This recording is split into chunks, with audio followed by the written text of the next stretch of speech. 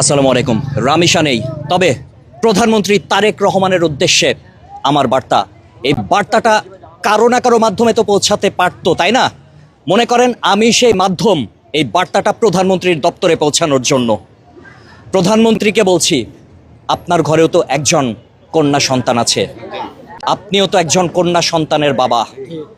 আপনি জানেন কন্যা সন্তানের মায়া কত বড়, কতটুকু। আজকে রামিশার বাবা মার কোল খালি হয়েছে এবং কোন উপায়ে খালি হয়েছে সেটা ইতিমধ্যে হয়তোবা জেনেছেন, হয়তোবা জানেননি। তবে আজকে আপনার একটি ভিডিও দেখলাম, আপনি স্কুলে বাচ্চাদের সাথে ড্রয়িং করছেন, এজন্য আপনাকে স্যালুট জানাই যে বাচ্চাদের সাথে আপনি মিশছেন, বাংলাদেশের প্রধানমন্ত্রী। কিন্তু ওই শ্রেণীকক্ষে তো রামিশাও থাকতে পারতো, পারতো না?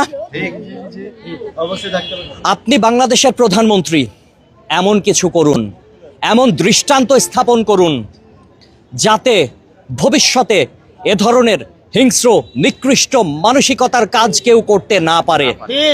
বাংলাদেশের মানুষ আপনাকে মাথায় তুলে রাখবে, বাংলাদেশের আম জনতা আপনাকে মাথায় তুলে রাখবে। আপনি শুধুমাত্র আইনের শাসন প্রতিষ্ঠা করুন, ন্যায়ের শাসন প্রতিষ্ঠা করুন। আইনজীবীদের উদ্দেশ্যে বলবো, প্রধান বিচারপতির উদ্দেশ্যে বলতে চাই, মাননীয় প্রধান বিচারপতি, আপনি এমন কিছু করুন, দ্রুত বিচার ট্রাইব্যুনালে যা যা করণীয় আপনি হস্তক্ষেপ করুন এই কেসটাতে। বাংলাদেশের অন্যান্য আইনজীবী যারা রয়েছেন তাদের উদ্দেশ্যে বলছি, সম্মানিত আইনজীবী মহোদয়গণ, আপনারা দয়া করে সোহেলের পক্ষপাতিত্ব হয়ে সোহেলের পক্ষ নিয়ে মামলা লড়তে যায়েন না।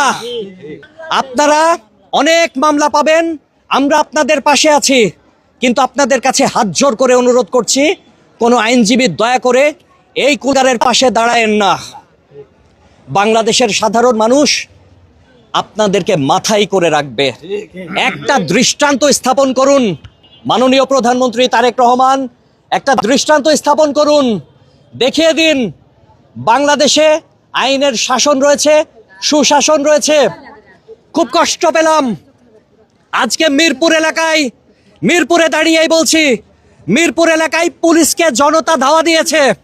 ভিডিওতে দেখলাম মানুষ আইনের প্রতি আস্থা হারিয়ে ফেলছে দেখেই এই রকম ঘটনা ঘটছে। কেন এমনটা হবে? জনগণ কেন পুলিশকে ধাওয়া দেবে? পুলিশ জনগণের সেবক, জনগণের বন্ধু, এটা কেন ভাবতে পারছে না? আমরা কোথায় দাঁড়িয়ে আছি, জনগণ কোথায় দাঁড়িয়ে রয়েছে? প্রত্যেকের হৃদয়ের ভেতরে একটা কথা, যে সোহেল এখনো জীবিত কেন? এই কথাটা আজকে রামিসার দাফন সম্পন্ন হয়েছে মুন্সিগঞ্জে, সোহেলের তো আজকে কবরে থাকার কথা এতক্ষণে। সে জেলের ভাত খাবে কেন? সে আরাম করবে কেন? 3 বেলা খেতে পাবে কেন? এই প্রশ্নগুলো এখানকার মানুষের, আমজনতার। প্রধানমন্ত্রীর উদ্দেশ্যে একটাই বার্তা, মাননীয় প্রধানমন্ত্রী, আপনি জনগণের মাথা, দেশের মাথা, সর্বোচ্চ নেতা, আপনি হস্তক্ষেপ করুন। আপনার ঘরে কন্যা সন্তান রয়েছে, বাংলাদেশের আনাচে কানাচে এইরকম কচি কাঁচা মাসুম বাচ্চাগুলো, নিষ্পাপ বাচ্চাগুলো, তাদের এইরকম নির্মম পরিণতি দেখতে হচ্ছে। আরও বিচ্ছিন্ন কিছু ঘটনা আমরা দেখি, চাচার হাতে ভাতিজি শেষ হয়ে যাচ্ছে, কয়দিন আগের ঘটনা। আরও অসংখ্য ঘটনা রয়েছে। রামিসার যে ঘটনা, এটা কোনোভাবেই মেনে নেয়ার মতো না। ভিডিওটা নিশ্চয়ই আপনি দেখেছেন। মাথা কোথায়? বালতির মধ্যে। আলামতগুলো গায়েব করার জন্য কি না করছে রে ভাই, কি না করছে? খাটের ভেতরে ঢুকাইছে।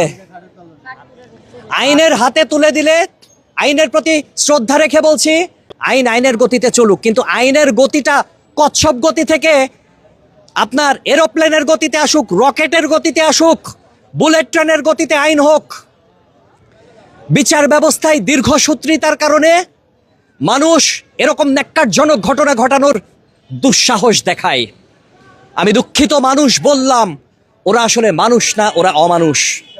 অনেক কঠোর কথা বলে ফেলেছি, ক্ষমা করবেন, ক্ষমা সুন্দর দৃষ্টিতে দেখবেন। শুধুমাত্র বিবেক বোধ থেকে এই জায়গায় এসে দাঁড়িয়ে এই কথাগুলো বললাম। মাননীয় প্রধানমন্ত্রী, প্রধান বিচারপতি, আইনজীবীগণ, আইনের অনেক ধারা রয়েছে, আমরা এগুলো বুঝি না সাধারণ মানুষ।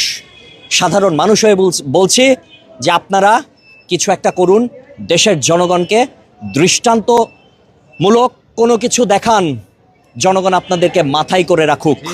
এটাই চাই, এটাই চাই।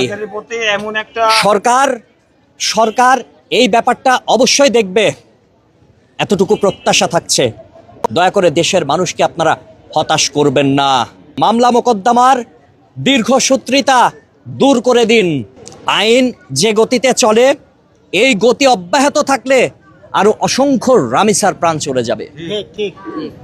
আইনের গতিটা বুলেট ট্রেনের মতো হোক, অ্যাকশন হোক, অ্যাকশন একদম নগদে গাড়ায় দিতে হবে।